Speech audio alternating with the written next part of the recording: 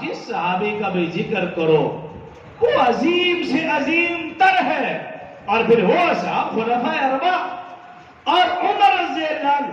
کفار نے اپنی کتابوں میں لکھا، کفار نے اپنی کتابوں میں لکھا، وہ حوالہ بھی میرے پاس موجود ہے، چونکہ کفار کی کتابوں کا ہے تو میں وہ بتانا نہیں چاہتا، لکھا ہوا ہے میرے پاس۔ کفار نے اپنی کتابوں میں لکھا اگر طریق اسلام سے عمر کو نکال دیا جائے تو پھر اسلام بچتا ہی نہیں، یہ جملہ کفار نے لکھا۔ عمر رضی اللہ عنہ اسلام قبول کیا، نبوت کا چھٹا سال، 33 سال حضرت عمر رضی اللہ عنہ کی عمر ہے۔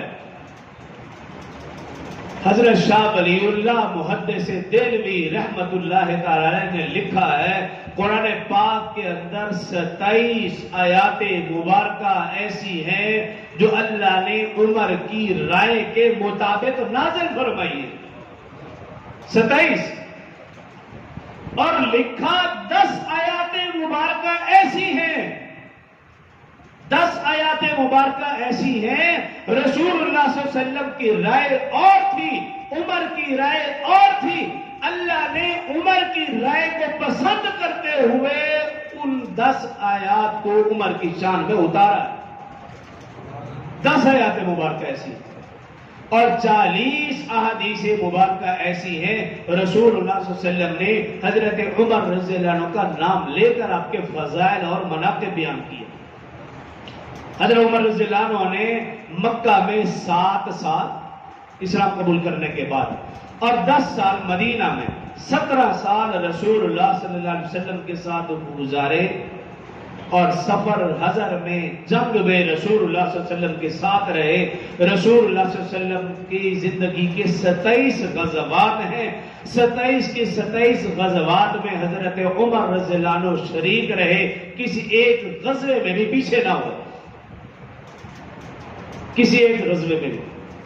اور قرآن نے جو حضرت عمر رضی اللہ عنہ کی خوبی بیان کی، جو آیات مبارکہ میں نے تلاوت کی، اشداء علی الکفار، عمر جب کافر تھا اپنے کفر میں پکا، ایسا پکا نعوذ باللہ محمد صلی اللہ علیہ وسلم کو قتل کرنا چاہتا ہے، اور جب اسلام لایا تو پھر اسلام میں ایسا پکا، قرآن کہہ رہا ہے شداء علی الکفار، کافروں میں وہ انتہائی سخت ہے، ہاں رحماء بینہم، آپس میں انتہائی رحم دل ہے۔ اور حدیث مبارکہ میں رسول اللہ صلی اللہ علیہ وسلم نے ارشاد فرمایا اشدہم فی امر اللہ عمر، عمر رضی اللہ عنہ اللہ کا حکم نافذ کرنے میں انتہائی سخت ہے۔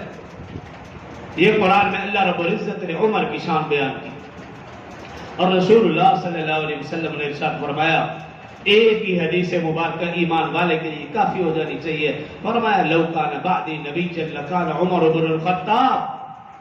یہ جملہ کسی اور کے لیے ارشاد نہیں فرمایا، ابو بکر بھی موجود، عثمان، علی اور مرتضیٰ بھی موجود، دیگر اصحاب بھی موجود، لیکن فرمایا اگر میرے بعد کوئی نبی ہوتا تو وہ عمر نبی ہوتے، لیکن میں آخری نبی ہوں، میرے بعد کوئی نبی نہیں۔ لیکن اس سے معلوم ہوتا ہے حضرت عمر رضی اللہ عنہ کے اندر انبیاء والی صفات اتم موجود تھی، بدرجہ اتم موجود تھی، اس لیے تو رسول اللہ صلی اللہ علیہ وسلم نے فرمایا میرے بعد کوئی نبی ہوتا تو وہ عمر ہوتا۔ اور اس کی تائید اس حدیث سے ملتی ہے، سیاہ ستہ میں حدیث مبارکہ درج ہے، جب مکہ فتح ہوا 10,000 صحابہ کرام موجود تھے، حدیبیہ والے بھی موجود ہیں، خندق و احد بدر والے اصحاب بھی موجود ہیں، عشرہ مبشرہ بھی موجود ہیں، خلفائے اربعہ بھی موجود ہیں، لیکن فتح مکہ کے موقع پر جو 9 مسلم ہوئے رسول اللہ صلی اللہ علیہ وسلم ان سے بیعت لے رہے ہیں۔ جب بیعت لے رہے تھے ان 9 مسلموں کی تعداد زیادہ تھی، مرد بھی تھے، خواتین بھی، بچے بھی، بوڑھے بھی۔ جب ان کا ہجوم بھرا، رسول اللہ صلی اللہ علیہ وسلم کی اگر نظر پڑی، سیدنا عمر رضی اللہ عنہ پر نظر پڑی، کہا اے عمر، مردوں سے میں بیعت لے رہا ہوں، خواتین سے تم جا کر بیعت لو۔ کسی اور کو کیوں نہیں کہا؟ بیعت رضوان میں رسول اللہ صلی اللہ علیہ وسلم نے اپنے ہاتھ کو عثمان کا ہاتھ قرار دیا، فتح مکہ کے موقع پر عمر کے ہاتھ کو اپنا ہاتھ قرار دیا۔ یہ شان ہے جس صحابی کی بھی بات کرو انسان دم رہ جائے. اور خلفائے اربعہ ابو بکر عمر عثمان علی رضی اللہ ان کے شان مقام مرتبہ کیا ہی کہنے. رسول اللہ صلی اللہ علیہ وسلم نے فرمایا آسمان پر میرے دو وزیر جبرائیل میکائیل، دنیا میں بھی میرے دو وزیر ہیں، ایک حضرت ابو بکر اور دوسرے حضرت عمر رضی اللہ عنہما. اور حدیث مبارکہ میں ہے رسول اللہ صلی اللہ علیہ وسلم نے ارشاد فرمایا اے عمر تو ایسی ہستی ہے اللہ نے تیری زبان اور تیرے دل پر حق جاری کر دیا ہے، حق کے سوا تیری زبان اور تیرے دل سے کچھ اور نکل ہی نہیں سکتا.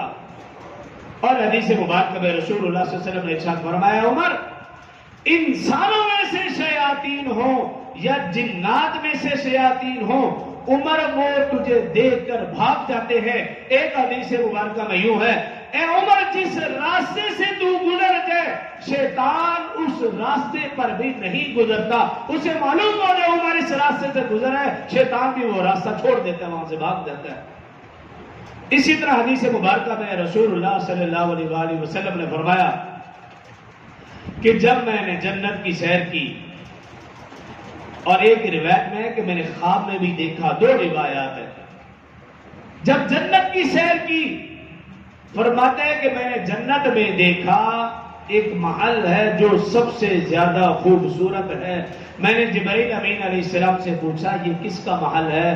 تو جبرائیل امین علیہ السلام نے کہا یا رسول اللہ صلی اللہ علیہ وسلم یہ حضرت عمر رضی اللہ عنہ کا محل ہے. ایک روایت میں یہ فرماتے میں نے خواب میں دیکھا کہ جنت کی سیر کر رہا ہوں، دیکھا ایک خوبصورت محل. میں نے پوچھا کس کا؟ بتایا گیا عمر کا. رسول اللہ صلی اللہ علیہ وسلم فرمانے لگے عمر رضی اللہ عنہ موجود ہے. کہا اے عمر میرا دل چاہ رہا تھا کہ میں اس محل کے اندر داخل ہو جاؤں، لیکن مجھے تمہاری غیرت یاد آ گئی، میں اس محل کے اندر نہیں داخل ہوا. عمر رضی اللہ عنہ نے جب یہ جملہ سنا آنکھوں سے آنسو آگے رو پڑے.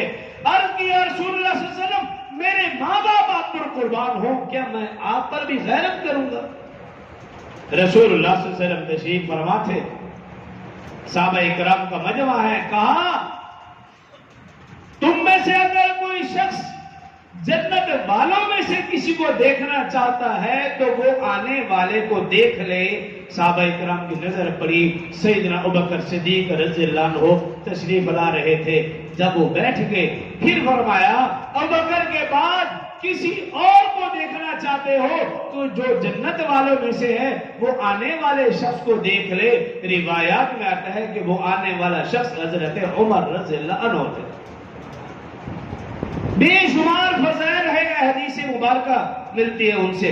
اور اصحابہ اکرام ان کے بارے میں جو رائے رکھتے تھے، مثال کے طور پر حضرت ابوبکر رضی اللہ عنہ کے بارے میں آتا ہے کہ ایک مرتبہ حضرت عمر رضی اللہ عنہ نے ابوبکر رضی اللہ عنہ سے کہا اے لوگوں میں سے سب سے بہترین. رسول اللہ صلی اللہ علیہ وسلم کی وفات کے بعد فرمایا.